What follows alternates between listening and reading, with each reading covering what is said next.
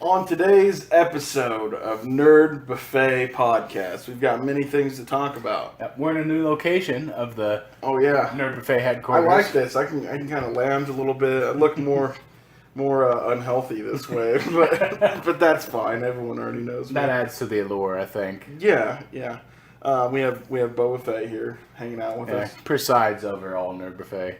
Yes.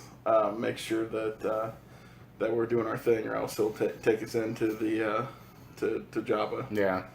But we are Jabba though. Yeah. Already. So that's why he's here actually. We've got Luke Cage to talk about. I made some more purchases of some movies, so we're going to talk about that. Halloween's coming up, so we're gonna kind of talk about some movies, what our favorite Halloween movies are. And then also we had a big announcement about a release date. We'll talk about that pretty soon too. Was there anything else? Big release date for me. Yeah. So I guess let's get to it.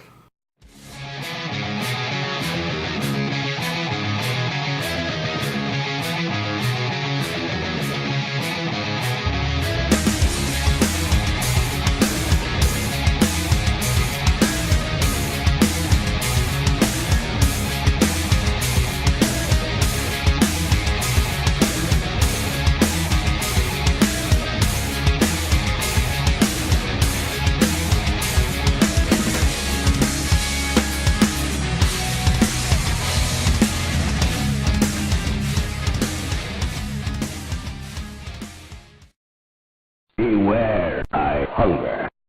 So, first things first, Luke Cage. I haven't seen all of it yet. Yeah, you're fired. 2 weeks in a row, you're supposed to watch it. I did watch some of it. I've seen 3 or 4 episodes of it. I really like what I'm seeing so far. Yeah, it's good, and now I feel guilty because I'm gonna have to like tiptoe around spoilers and stuff. That's so, fine. well, let's just kind of talk about, because I don't want to spoil too much. We'll just preface this. There might be minor spoilers, but I'm not going to give away any specifics of like deaths or anything like that, because I don't want to spoil it for you for sure, because I really enjoyed it. Mm-hmm. I started yesterday at like episode 5 or 6, and I finished out the rest. Like I binged hard yesterday, well deserved with the overtime I've been working. I'm like I'm binging something today. I'll end up finishing it this weekend, I'm sure. Yeah.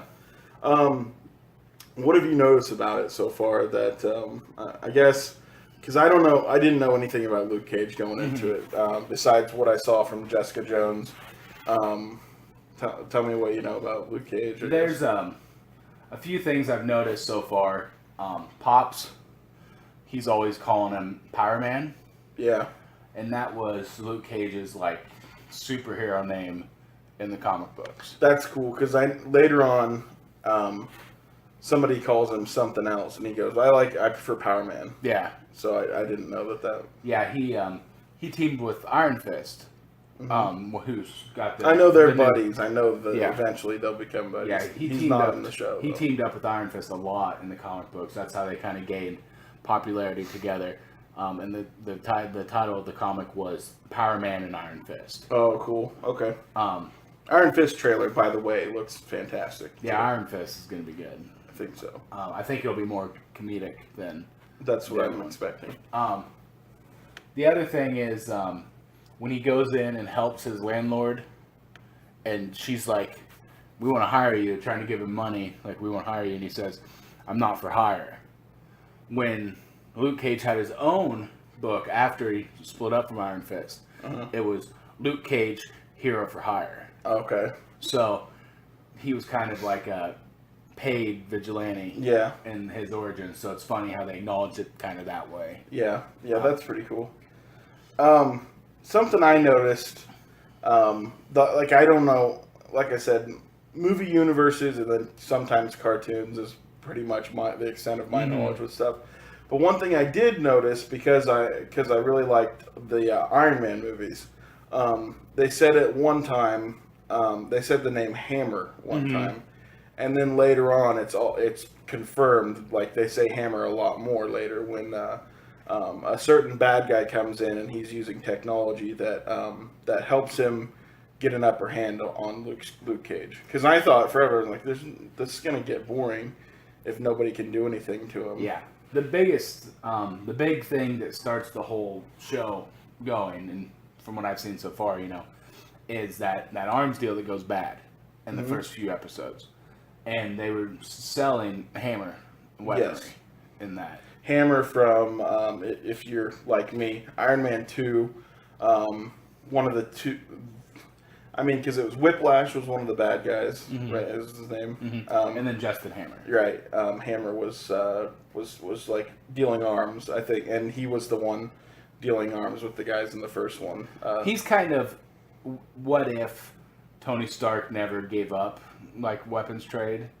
It's like... What if Tony Stark didn't have, like, conscience? Yeah, almost? pretty much. He's the same as Tony Stark, except he doesn't care. Not quite as brilliant, though. Pretty Right. close, though. Right, he just doesn't care. But he inherited the company from his dad. Yeah. And the parallels are there. It's a lot like Bruce Wayne and Hush. Hush, yeah, absolutely. Very, very similar there. So I thought that was pretty cool. And I felt bad, speaking of you not seeing all the show, I was like, oh, Savannah, we'll watch all of this together. And she was watching it and enjoyed it up to like episode 5 or 6, and then she went to work yesterday. Like I said, she left and she said, what are you going to do today? And I'm sitting there in my chair, like in my underwear, watching like episode 6 of Luke Cage, and I said, you're looking at it. And of course, when she came back, I think I was dressed and showered, but Still sitting in the watching same Luke Cage. chair watching the last episode of Luke Cage. What else have you noticed? I mean, or did you already? The other thing, I haven't got this far yet, but I noticed in the trailer, when he breaks out of that machine that ended up giving him his powers and abilities, Yes. he had the metal thing wrapped around his head, which in the comic book community they call a tiara, Okay. because it's stupid looking. But he wore that almost all throughout his run with Iron Fist when he was Power Man. See, I remember seeing. I thought it was a bandana that he wore. Which well, would make more sense. later on. He wears a bandana. Later on, he switches to a bandana. But he wore like this yellow button-up, like tracksuit almost. It's in the 70s, Yeah. And he had that metal band around his head. Like I said, they called it a tiara. So that was interesting that they kind of threw back to that. And like I said, a lot of comic books, people who read comic books and stuff think that was a poor design choice. Yeah. They kind of did a big flip with him from that to wearing leather and having like a grill in his teeth in the 90s, because that was the thing. So to where he is now, he just Something I like guy. about the show, and I mean, I guess I would enjoy it if at some point he had a costume that makes sense. Like, I'll compare it to like Daredevil. Daredevil's costume does make sense. Mm-hmm. Well, the one he wears in most of the show before he gets his costume makes perfect sense because he's wearing black. He's out at night, has something to at least cover up his face, and he doesn't have to see anyway. So he's like, there's no eye holes. What he ends up wearing later makes even more sense because I mean it holsters his stick things that he has. Also, I think there's a little bit of armor in it. So I mean, it makes sense because that dude gets the hell beat out of him every episode. Yeah. Whereas He's not bulletproof. right. Whereas Luke Cage, something I like about this show is that he hasn't worn any sort of. I mean, he does wear yellow, like you kind of said before, but he hasn't worn. He doesn't have his own suit because, as he says, I'm getting real tired of buying new clothes. So I kind of like the fact that he doesn't have a suit. He doesn't need a suit. They keep incorporating the yellow because that's classic Luke Cage. It makes sense. But he doesn't need a suit. He's not hiding. I mean, he is hiding. He's a fugitive from the law, Yeah. But he's really still not hiding his identity when he's going out doing this thing. He throws the hood up. And Well, at one point, here's one spoiler I'll give you. I don't think you're far enough yet because it happens on episode 4 at the end. He saves somebody, and the media is all there, and a bunch of people see him do it. and he's got his hood up. You know, he's been trying to hide. He's like money that- under the table and Yeah. stuff. He finally says, "My name's Luke Cage," and that's when the show really picks up for me. Is episode 4. That's from the trailer. They have that big scene. Too. Oh, okay. I don't even remember that, but that's when the show picks up. Is once the story starts playing with him. I'm going to be out here now, and people are going to know my name, and people are going to start talking about me. And they really play with the modern day thing with like, okay, so we're going to incorporate this storyline of kind of like the last Captain America movie, with our superheroes going over their bounds, doing things, and they kind of incorporate that with the police now, and especially with where the whole show takes place. Would you rather be black or would you rather be bulletproof, or what comes first, being black or being bulletproof when the cops are looking for you? Does that make sense? I guess I don't. Yeah, I don't remember if I said this on our last episode or not, but one thing that really has stuck with me with Luke Cage, I never would have thought of it before, but a black writer was reviewing it, and he said, when you're growing up in Harlem and you're black, the superhero power you would choose if you had a choice would be bulletproof. Yeah. And that makes 100% sense to me.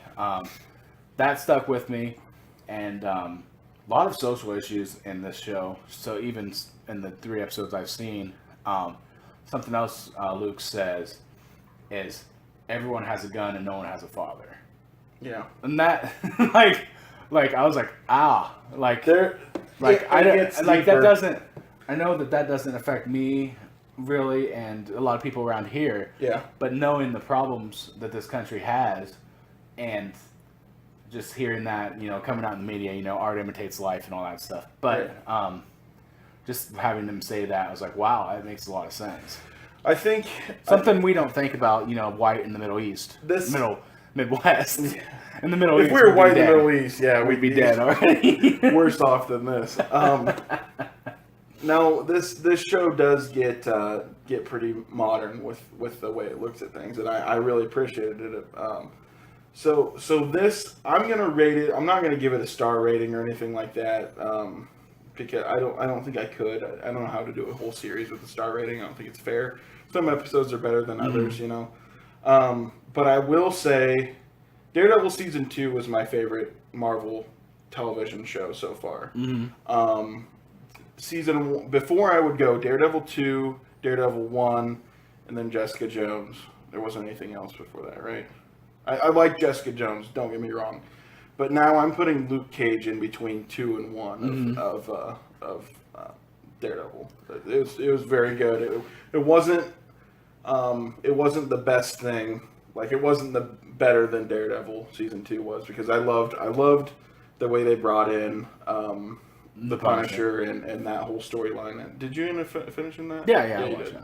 that. I loved that season, and that was one of my favorite TV seasons ever of anything. So I'm gonna. It's just me giving Luke Cage a great score and saying, "Hey, it's right under that for me." I liked Jessica Jones better than Daredevil 1, season 1. So I really like Jessica Jones. David Tennant, an excellent. Did you like season 2 or 1 better of Daredevil? I like season 2 better, 2, for okay. sure. That's probably the best Marvel thing that's out there. But like I said, I put Jessica Jones right under it, like real close second place. Like I said, David Tennant, excellent antagonist. Yeah. Yep. And I was thinking, have David Tennant as we talked about Lion King casting, like David Tennant as Zazu would be awesome Yeah, too. I could see that. But that's neither here or there. But anyway, I'm gonna finish watching Luke Cage, and I think you Maybe guys next should week too. you can get back and tell us what you thought about it. And you guys can join us in the comments or something and let us know what you think about it. I probably shouldn't ask because it'll be awesome if and when he does say it. But does he at least say "Sweet Christmas" once? He said "Sweet Christmas" in the first episode, and he says it almost every episode. Did he? I haven't noticed. Yeah, it he yet. says it almost every I episode. must have walked out of the room or something. Yeah, man, he says it a lot. It's his thing. That's his catchphrase in the comic books too. I was kind of guessed. Yeah. Because of how many times he says it in the show. I can't believe that you haven't heard him say it. No, yet, I guess if you're that far in. Yeah, I guess I just must have missed it. But Yeah, he's a sweet Christmas all the time. In my best Luke Cage voice. Yeah, there's one more thing I'm going to say about the show. This is not quite getting into spoiler territory, but this really reminded me almost of Game of Thrones as far as like how nobody is invincible besides Luke. Mm-hmm.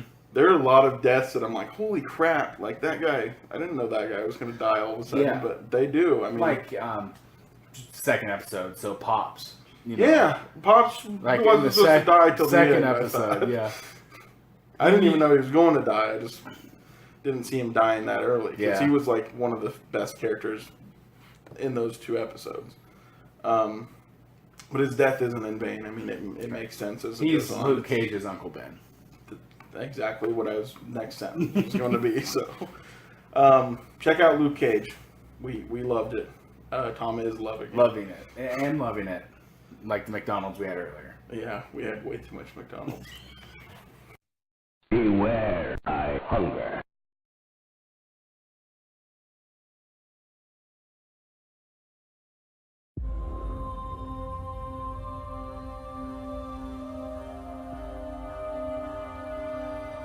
Jin, whatever I do it to protect you. So you understand? I understand.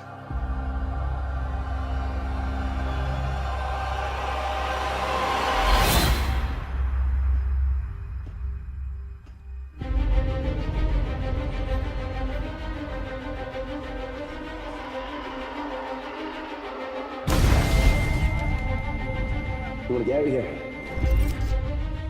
Our rebellion is all that remains to push back the Empire. You think you might be able to help us? When was the last time you were in contact with your father?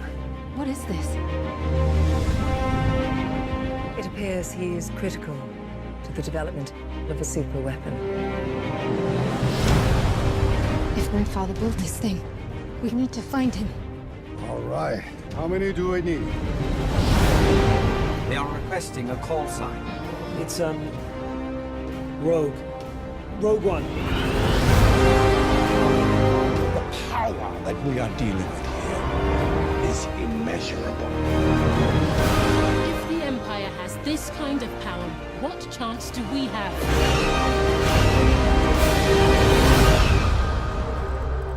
We have hope. Rebellions are built on hope.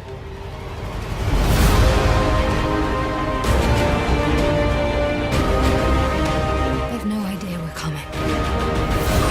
Take hold of this moment. The force is strong. Make 10 men feel like 100. We'll take the next chance. And the next. You're all rebels, aren't you? Save the rebellion! Save the dream!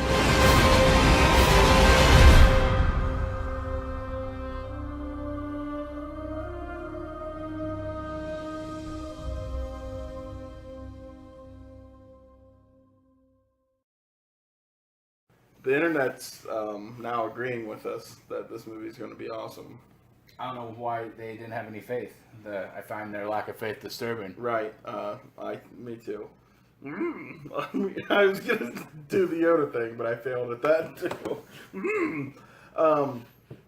You know, it's really sad to me that people can be so changed by it just watching it, watching a trailer when they say that something's gonna suck so bad, and then they watch a trailer and it changes their mind. I don't know who could do something like that ever.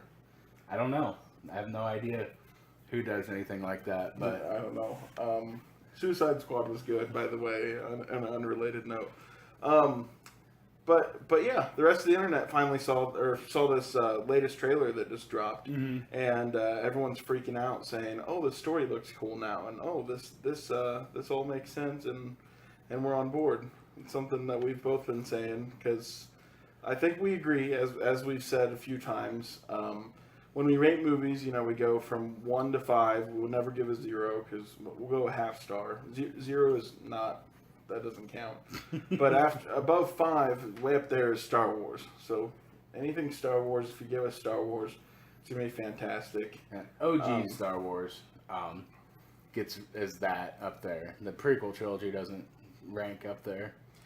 I think 3 does for me still. 3's good. 3's really good. But when I say Star Wars, I mean real. You mean 4, 5, 6 Yeah. Star Wars? Okay, Real Star fair Wars. enough. I love the prequel trilogy, but I'm not. When I say when Star Wars transcends the 5 stars, That's 4, 5, and 6. Okay. That's what I mean by Star Wars.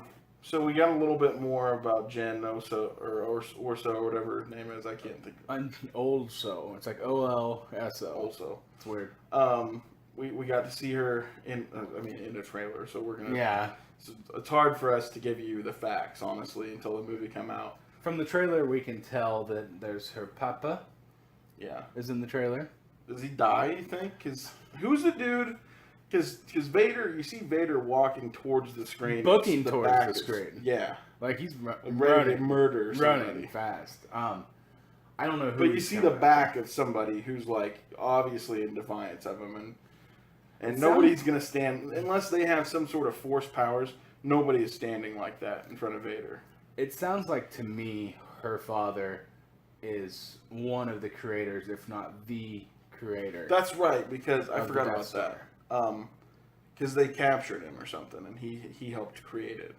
So maybe it's him. I don't know if he is working for the Empire, if he's evil, and he just didn't tell his daughter, or if he saw the destruction of the Death Star, went into hiding, Yeah. and then they came and found him.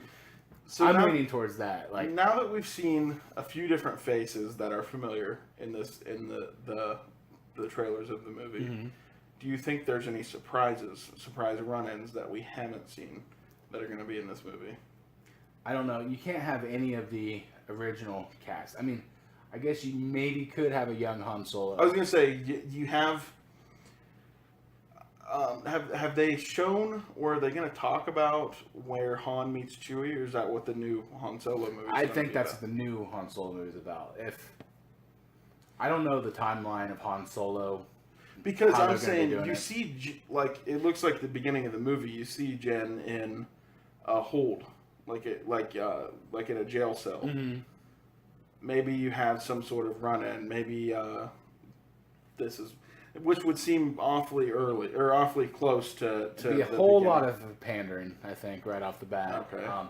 I don't think it's required to have anyone. Vader's fine to be in it. Yeah. Maybe have Grand Moff Tarkin. Something that we're gonna get. I saw an article. I didn't read it. I just skimmed past it while I was like looking on my Facebook feed. But it said, "Will this movie be the movie to finally make us fear Vader again?" You think about it. We haven't seen a scary Vader for a little while because the Vader that we keep seeing lately is the crappy mannequin Skywalker from 1 through 3 that couldn't act to save his life. We see the Lego Star Wars type of Vader that's like silly. You know, we keep seeing these silly Darth Vaders that aren't the type that's going to choke out his own men and how many of his own men does he kill in Episode 5? A lot.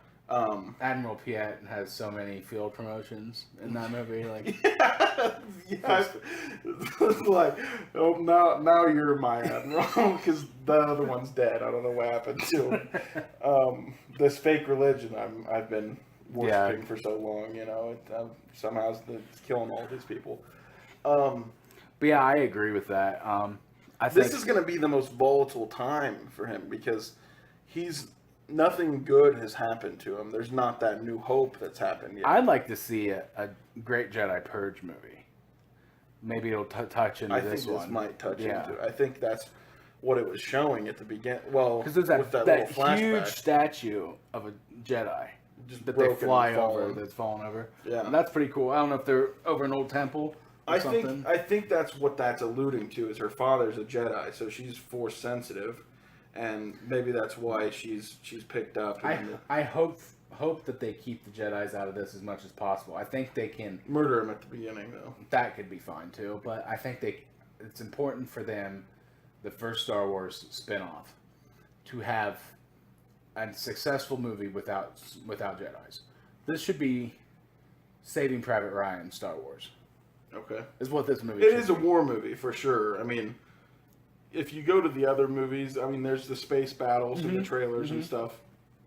But this trailer was bombastic. I mean, there's just stuff blowing up. Yep. The X-Wings, I was happy to see the X-Wings in the trailer. I didn't know that there was going to be any battles in space. Yeah. It looked like all ground stuff before. Like I said, this movie needs to be Saving Private Ryan or We Were Soldiers, but Star Wars. Yeah, As, fair enough. as what it needs to be. It'll be awesome if that's the case. There's something else about this movie. Oh, Forrest Whitaker's character.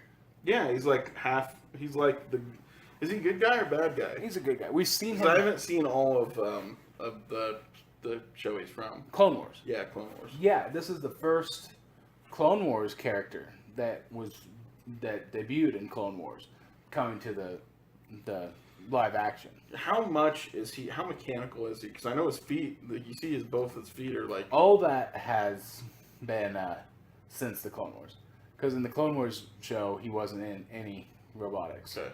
So he's been in wars since that battle since, and He when he's covered lost, wars, you know. Yeah, in which he's lost his limbs. He's at least arm and leg. So he's like a good Vader, in a way, but no breathing apparatus yet. Yeah, he's lost Bad eye, though. Yeah, he lost an arm and leg for the fight. So Yeah, his eyes screwed up just a little bit. I don't- When I have too many drinks, I turn into Forrest Whitaker. yeah, so- I don't think his eye had anything to do with his. Oh, that's just that's how he is. So I guess we have that to look forward to. November 18th, is that something like that? December. Or why did I say November? December, yeah. November is reserved for the other Disney things called that we talked about last week with our special wizard friend, the Wizarding World of not Harry Potter. And then we have, hopefully, like you said, not too much Jedi magic stuff. Not that it's magic. I'm sounding like Jabba Han now. Solo. But hopefully, like you said, kind of more of a war movie, more of a like Saving Private Ryan story about people that are just fighting for their lives and not fighting for Well, they're still fighting for a cause. for the rebellion. I think it's about the new trailer. It's more hopeful. yeah, too. yeah. Which I think a lot of the people, I don't know, really grinds my gears when people are like, it has to be hopeful. It has to be happy. It doesn't have to be happy to No. be a good movie. No. I mean, Empire Strikes Back is my favorite movie ever. Right. And it's not happy at all. Well, especially because you don't see any of these characters in episode 4. Oh yeah, they're dead. So they're all gonna die. I mean, I don't think that any of these people live on. Maybe they do. They can. They can theoretically. Dash Windar or because something. there have been, when you're fighting a war, you don't have all of your armies in one spot. Yeah. So while they're fighting on Endor or Yavin, like the main cast is fighting on Endor, Yavin, or Hoth, the group that we're seeing in Rogue One could be off fighting somewhere else. Or again, like I said, just pull Dash Rendar and I did my work by fake my dad. I'm out of here. Got that to look forward to.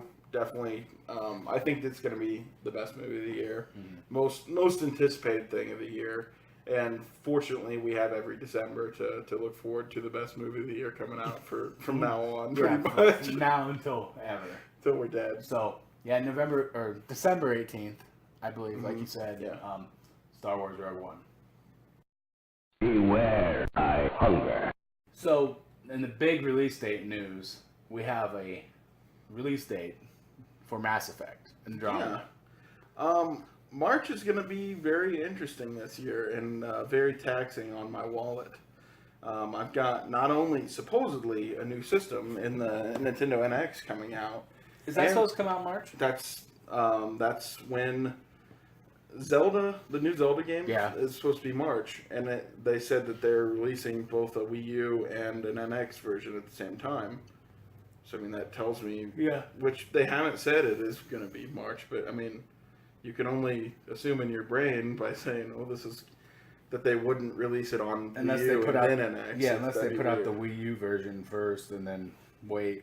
I would hate that. I would absolutely hate it because I'm gonna buy an NX on release date with that game, and I would hate it because I'm gonna be like, dude, I might buy the game on like I can't wait any longer. We have a lot that we haven't heard about the NX, so I really think a lot of people are speculating that just any time now it could just all of a sudden, you know, Nintendo likes to do their stuff and be like, here's a random Nintendo Direct that you didn't know we were doing. And they're kind of like Apple in that way. They're like, well, the new iPhone's next week, or the new iPhone's coming out tomorrow. And everyone's going to go out and buy it because, and I think Nintendo's really pulled themselves out of a pit with this and with their decisions that they've made lately. Not Kid Icarus pit. Not that pit. Maybe financial that pit. We will be seeing that pit in November, I think, right? And on the NES Classic Edition. Yeah. Game I haven't played. Kind of just pull out a semi-deep cut there of the pit thing. Nice job. But we have that. There's been speculation that they're going to announce a Mario game at launch too. They have to have a Mario game at launch. Well, speculation around the internet is a Mario experience we've never had before. Oh. Which they say that every time that there's so from Super Mario 64 to Mario Sunshine, like that. So maybe it's not Galaxy, but it's the next thing beyond Galaxy. Because as much as I would kind of like to say that the next thing after Galaxy was Super Mario 3D World, it really wasn't, because 3D World was kind of like a spin-off of the 3DS one, Mario 3D Land. They're all the same, Mario. But anyways, supposedly Mario game.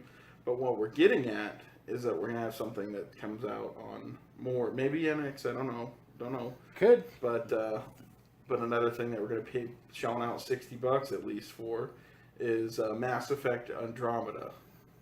What do you know about this thing yet? Nothing.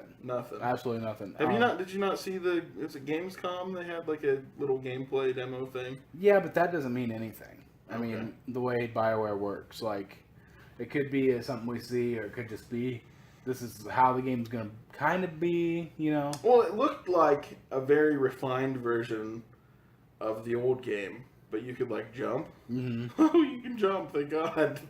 Been something that I've been hoping for years, because, I mean, Shepard, get over across that hall over there. Oh, there's a crate laying there. So you have to go through this room instead and waste time to save the galaxy. Why can't I just jump over it? So yeah, all I know for sure is you're not Shepard. Yep. It's supposed to be in a whole nother galaxy instead of the Milky Way galaxy. It's the Andromeda galaxy, obviously. So I don't understand how that's going to work, because I thought that Mass Effects could bring you anywhere in the universe already. Yeah. So, like, why couldn't you go to where this is going to take place if this is a different place? After spoilers, it's not even, whatever, it's been out for years, so we're going to, 1 through 3 is being spoiled in what we're talking about. At the end of 3, the worst thing that happened of anything as far as, like, ruining the endings were all the relays were destroyed. Yeah. That was absolutely ruined, like, universe. Not universe, like, in the game, but, like, the universe of Mass Effect, you know? It kind of ruined that universe, because, like, now nobody can travel anywhere, and even their technology, they're not going to be able to reach each other. Yeah, we're back at First Contact War. Yeah. So that's what, you know, not to sound similar, but that's what slingshotted us into the universe, is the Mass Effect relays. We discovered one out past Pluto. Yeah. And we were able to use it to get in contact with other races. We ended up fighting the Turians in that First Contact War, but then that helped humanity get a universal stage and being part of the council finally. And which, if this isn't just a complete reboot, I guess, of the story and everything, because so many people thought negatively of 3. I did it first until they fixed it. I was one of the few people that actually, like, sent, because you could like message BioWare, sent BioWare, hey, thank you. No one's probably going to read this, but thank you for fixing the ending at least as much as they did, which wasn't really. It wasn't a lot, but it was enough to make it fine. Yeah, it righted some of the wrongs. But maybe, I guess, if you are going to go off of that ending, maybe that's the way you make Andromeda is now it's been thousands of years, and now we're all meeting up again. And yeah, that's something else. We don't know the timeline yeah. of Andromeda. Is this before? Is this during? Is it after? Reaper story, I know, is not going to... I've heard that the Reapers are not part of this at all. Like, that's what 1 through 3 was. So, I mean, what's going to be a bigger threat than the Reapers? To kickstart this new game series. A lot of questions. Yeah, there's not a lot of answers. A lot of questions, zero zip answers. They're keeping a tight lid on it, which is great because I love being surprised when I'm playing these games. If they can make a game that is gameplay wise and a follow up to the 1, 2, and 3, it's going to be a game that you cannot miss. I hope they leave multiplayer out. No, man, I loved multiplayer in 3. It was a lot of fun. I felt the multiplayer, like them focusing on multiplayer, probably took away from the game. Forcing multiplayer, forcing you to play multiplayer in 3 to beat the game. You didn't have to. You just had to do a lot of other work inside the game. Okay. Like you could use your multiplayer avatar as an asset in 3. Because it wasn't required, but you just had to do more in the main game. Well, no, it kind of was. In a way, if you had made poor decisions in the other games, you weren't going to get the best ending unless you played a lot of multiplayer. I didn't need to. I did anyways, just to make sure. Like, I made sure that the way it worked is you had so many points, like war points or whatever the heck you want to call asset points. And then there was a multiplier. And at base, it multiplied by 50%, so you lost half of your asset points. That was your readiness points or something like that. And the way you got your readiness points, the only way you got your readiness points was by playing multiplayer. So once I got my multiplier to 60-something, I had enough points to go. But I got my readiness up to 100 before I launched the final mission of the game. I don't think I did that. You didn't do it at all. Multiplayer. It was fun. Don't get me wrong. If it would have sucked, I would absolutely be ragging on it. But I really liked the multiplayer because it felt like some games that multiplayer doesn't belong. It feels like you're playing a whole different game when you turn on the multiplayer. But I felt like I was controlling the same type of character and had the same options of. I'm not saying the gameplay was bad or I didn't like the multiplayer. I'm just saying I think that the addition of multiplayer took away from the single player campaign because the ending was bad. I mean, we can all agree the ending of Mass Effect 3 is bad. So if they weren't working on multiplayer, maybe they would have spent 5 more minutes to make it better. Yeah, that's what I'm getting at with that. Fair enough. That's very fair. So, Mass Effect Andromeda, no matter what you do, if you're going to be a trilogy, make sure that the third one's good. The ending. Make sure they're all good.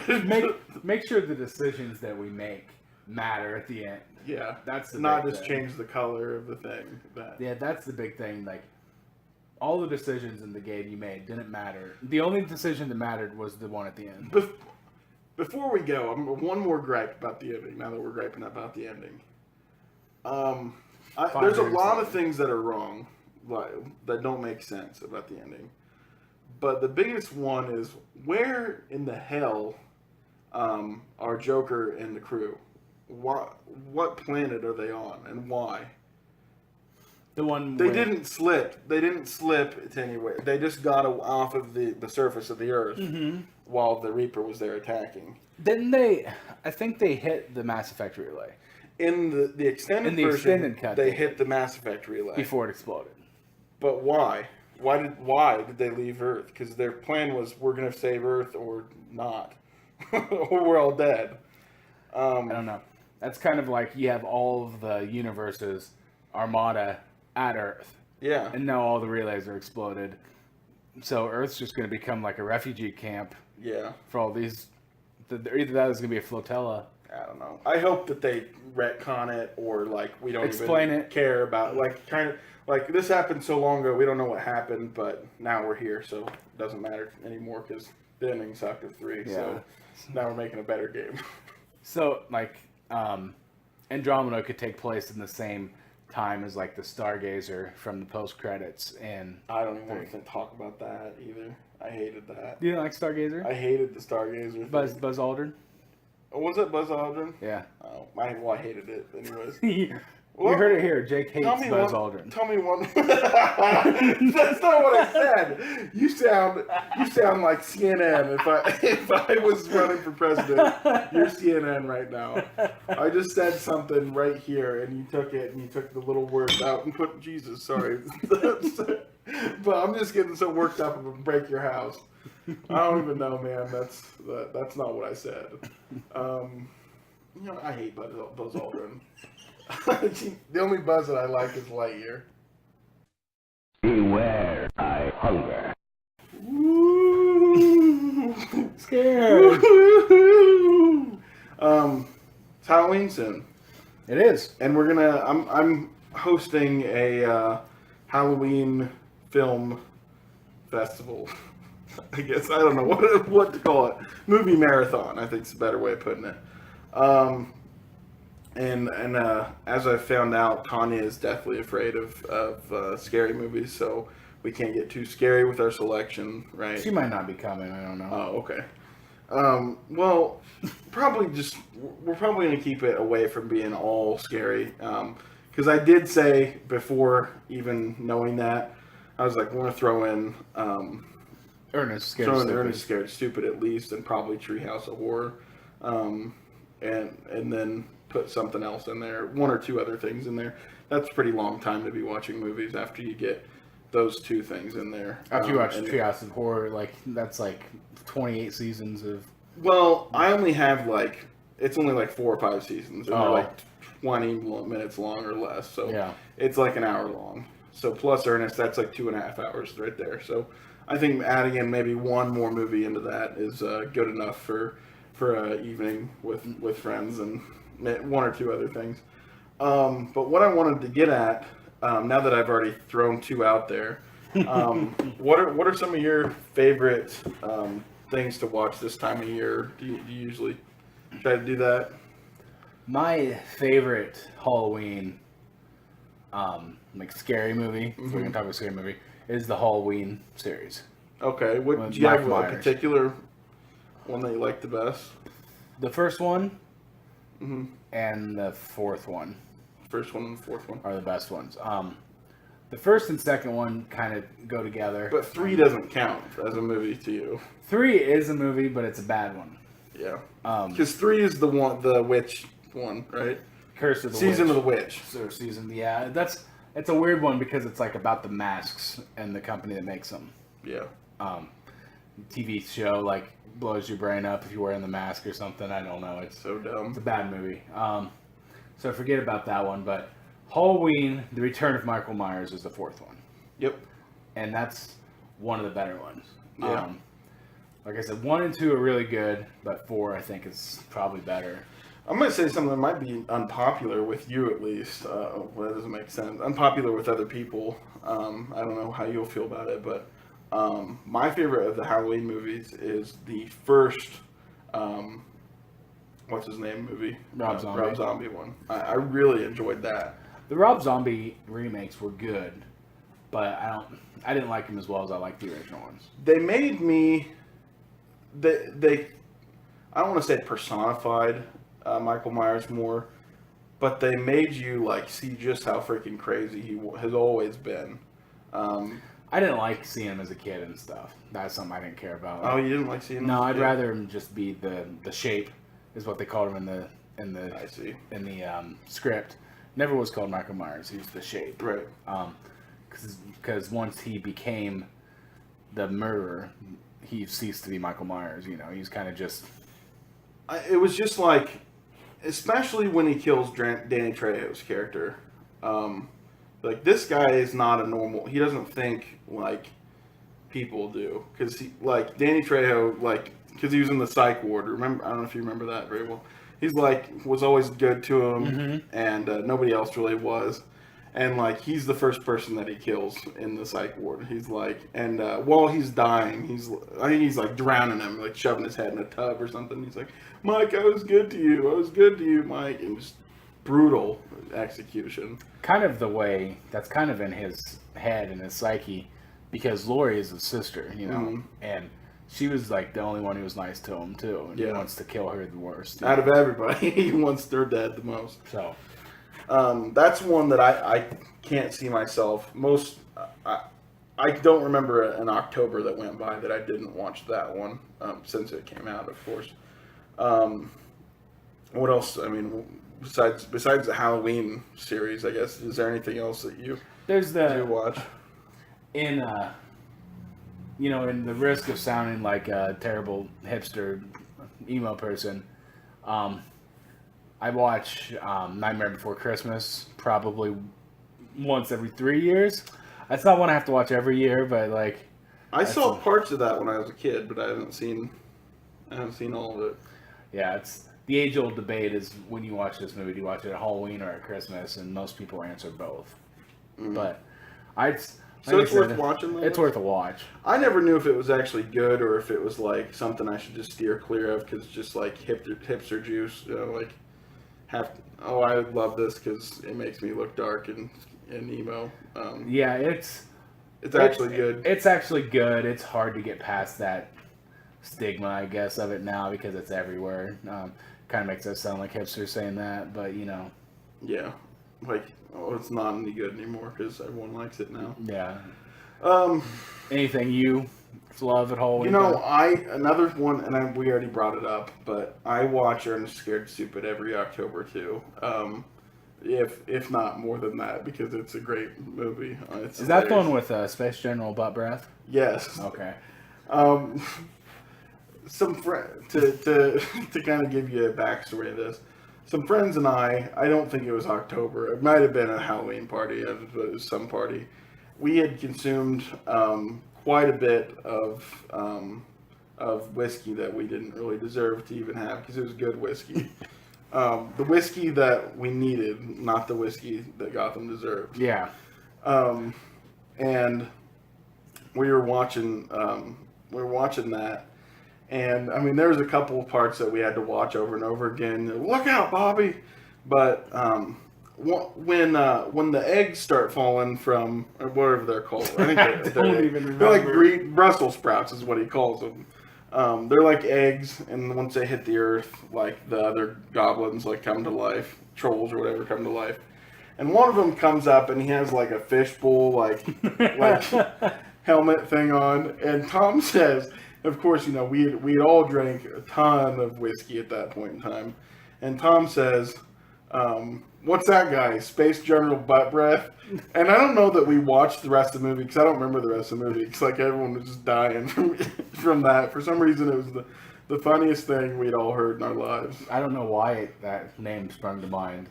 Like, someone called someone Butt Breath earlier. Yeah, Ernest called somebody Butt Breath. But that's worth buying. I think after that, it was very shortly after that I marched myself onto Amazon and bought like the Essential Ernest collection, which when it came in the mail, I didn't remember that I did it. So when it came in the mail, I'm like, what in the hell is this? I open it up and it's like this actual box set, like hard, like cardboard, like booking. Of just all these Ernest movies, as if the Ernest movies are of some sort of prestige. Of like some sort of importance. Yeah. You pull it up and it's like the Criterion collection. Stuff. But I haven't gone and watched. I know I've seen all of his movies, but I haven't even since I own those watched all of them. But the best one by far. I mean, there's some good ones. I like the prison one. Goes to Jail is good, and Christmas is something I watch every Christmas. There's another one that's good. I can't really call off the top of my head. You know what the other one that's good is? No, you don't. I'm not a fan of Ernest. Like you don't like Ernest at all? No, I don't mind him. It's just I'm not a big fan. But Ernest goes to camp. Ernest Goes to Camp is the other one that's good. Yes, you're right. Ernest Saves Christmas and like I was saying, is Ernest Scared Stupid is the best Ernest. It opens up, even the beginning is like all of the classic Universal monsters, and Ernest just like in the shots with them, like being scared. So basically, when I get scared of things, I feel like Ernest does in that opening shot. If he can think of things, just like, ugh, like scared. So he personifies, I think, how I would react if I was in a scary movie. I'd just be Ernest. What else we got? Anything else? Any other scary things? Nope. I feel bad if I didn't say The Evil Dead Part 2. That one's really good. I don't know if that counts necessarily. I really don't see those as Halloween movies. I don't know. I'm saying anything like zombies, monsters, anything like that. Yeah, it's Halloween movies. But like the Deadites are definitely Halloween-y to me. Yeah. Evil Dead 2 and Army of Darkness are great movies to watch anytime. Yeah. Do you think... have you watched any of the new shows, speaking of The Evil Dead? No, I haven't seen any Vash. I keep... Every time I'm at Walmart, because I saw the first episode when it premiered, and I liked it a lot. I'm like, oh, I'm going to have to watch all these. And I never got a lot. It's on Showtime or something. I don't think I get Stars. Oh, I don't think I get that. That's why. Because when I was at my parents' before, or whenever I was there, because they had Showtime, they didn't have Stars though, and I was really sad because I was like, no watching this. But now, anyways, when I'm at Walmart, it's always sitting there. It's like $25 for season 1, and I very rarely buy seasons of shows on DVD or Blu-ray. But that's one I've been really thinking about actually changing up my rules to pick up.